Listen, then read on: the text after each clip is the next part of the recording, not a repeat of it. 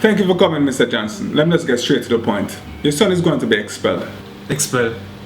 For what? For missing class. Me, sir? Missing class? You're the one time a boy miss class and they want to expel the man for that. What kind of foolishness is not going with?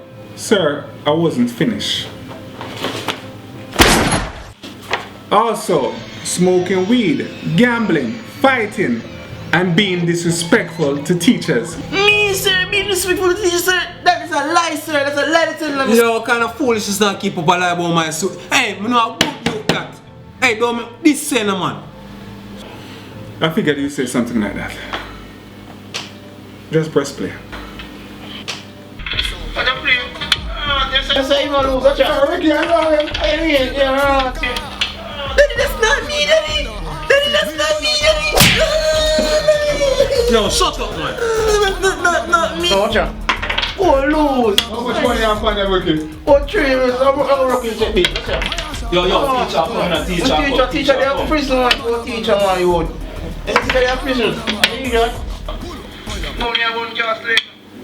No school, no class, nothing. Daddy!